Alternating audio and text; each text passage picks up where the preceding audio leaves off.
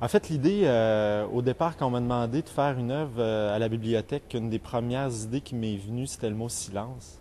Parce que depuis plusieurs années, mon travail, en fait, s'intéresse beaucoup aux environnements sonores, à différents types de phénomènes qui sont reliés au son aussi, comme la radio à basse fréquence. Et puis, à un moment donné, j'ai fait un projet qui s'intéressait à un phénomène qui s'appelle le aural chorus, en fait, que les scientifiques appellent le aural chorus. Ce serait un peu comme des sons qui sont reliés aux aurores boréales. En fait, ces sons-là, c'est pas vraiment des sons, mais c'est plutôt les fréquences électromagnétiques qui sont reliées aux aurores boréales. Les aurores boréales sont reliées aux tempêtes solaires. Ça génère un champ électromagnétique. Et quand ça frappe la Terre, en fait, c'est un peu comme des ondes radio. Donc, moi, j'avais fabriqué un petit objet, un petit récepteur radio qui est assez simple, en fait, mais qui permet d'entendre ces sons-là. L'idée du silence puis des aurores boréales, en fait, c'est que le moment le plus silencieux de ma vie, là, si je peux dire, c'est quand j'ai terminé ce projet-là. J'étais en Finlande, en Laponie finlandaise, au nord du cercle polaire, dans le milieu d'un lac gelé, le 21 décembre. Et puis, il n'y avait absolument aucun son. Donc, il y avait cette espèce de spectacle lumière, mais c'était pas un spectacle son et lumière, en fait, c'était seulement un spectacle lumière. Donc, j'ai comme associé ces deux idées-là. On n'a pas le droit de faire du son, on est dans une bibliothèque ici.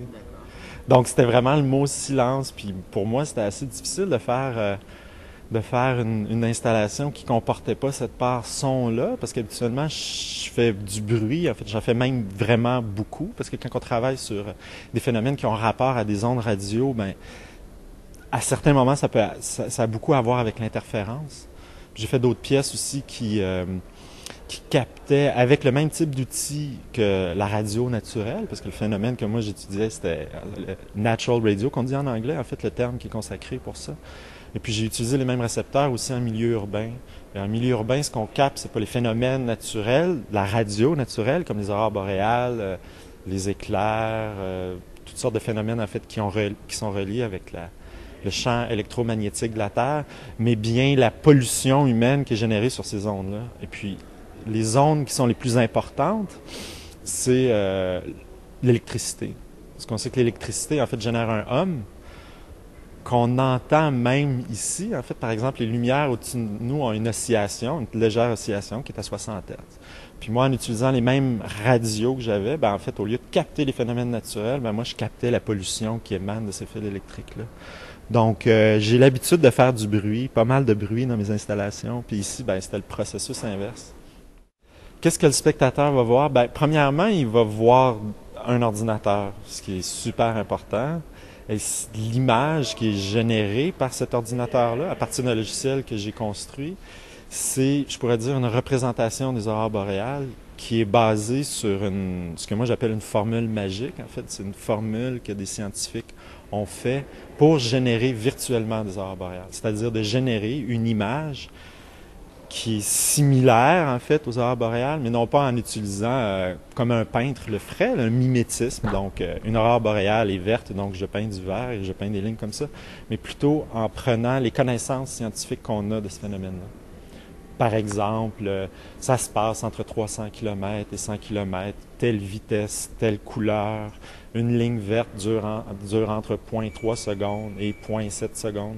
Donc moi, j'ai entré ces différents paramètres-là dans un logiciel que j'ai construit et qui génère quelque chose qui est très, très proche, en fait, d'une aurore boréale. Donc, la première chose qu'on voit sur l'écran d'ordinateur, c'est des lignes vertes, parfois un peu rouges, parfois un petit peu bleues, exactement comme des aurores boréales qui oscillent à peu près à la même vitesse, en fait.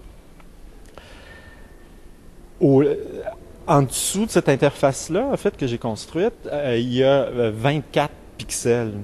Mon logiciel va chercher des valeurs de couleurs dans l'aurore boréale qui est générée et il transforme en fait en 24 pixels seulement les couleurs qui suivent la courbe qui est générée par l'aurore boréale. Et ces 24 pixels-là, en fait, alimentent 24 lumières qui sont installées en haut ici, en fait, et qui vont illuminer les désormais célèbres plaques de la grande bibliothèque, les plaques de verre qui sont un peu comme des lentilles, en fait. Donc, moi, j'ai les lumières, donc, qui sont connectées à mon ordinateur, vont suivre le mouvement de mon interface. Donc, il y a une grande partie du logiciel qui est quand même pas mal, qui est assez imprévisible aussi. Donc, à certains moments, la luminosité est assez faible. À certains moments donnés, les lumières oscillent assez rapidement. À d'autres moments donnés, un peu plus lentement. Et puis, ça correspond pas mal, en fait, à ce qu'on peut voir. Il y a une surprise toujours de voir des aurores boréales en réalité, puis que moi, j'essaie de reproduire aussi d'une certaine mesure. C'est pas... c'est pas par mimétisme que je le fais, c'est bien plutôt pour moi en fait c'était au départ d'essayer de comprendre un peu comment ce phénomène-là fonctionnait à l'aide de ces formules magiques que certains scientifiques ont osé avoir l'utopie de pondre en fait. C'est un peu comme la météo en fait d'une certaine mesure, mais aussi c'est très relatif aux conditions.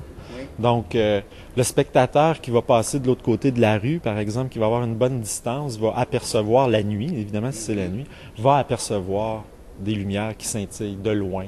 De loin, on verra pas parce qu'on va pouvoir voir aussi l'écran qui génère, elle, une aurore boréale qui peut être, je dirais, reconnaissable par quelqu'un qui a déjà vu, qui a déjà vu ce phénomène-là sur l'écran. Mais de loin, évidemment, ce qu'on voit, c'est 24 lumières qui scintillent dans la vitrine de la grande bibliothèque. Et c'est hyper abstrait. Bon, c'est un système DMX. Le système DMX, c'est le système qui est utilisé pour faire des shows rock. Là. Toute la panoplie de shows, de spectacles son et lumière utilise un langage qu'on appelle le DMX, qui est un langage assez simple. C'est un peu comme un modem, en fait. On pourrait l'écouter, ce signal-là. Ça ferait comme un modem. Mes lumières ont des paramètres, sont paramétrables. C'est des lumières qui ne bougent pas, mais qui ont la capacité de générer 16 millions de couleurs. Donc, c'est un spectre extraordinairement large de couleurs. Et en plus de la couleur aussi, il y a l'intensité qui varie, en fait. Donc, ça va vraiment, c'est les couleurs de l'arc-en-ciel et plus. Moi, par contre, c'est pas totalement aléatoire. C'est pas totalement aléatoire dans le sens où est-ce que tout est limité par les propriétés physiques des aurores boréales. En gros, ce que je fais, c'est un peu comme si je dessinais des petits points sur mon interface.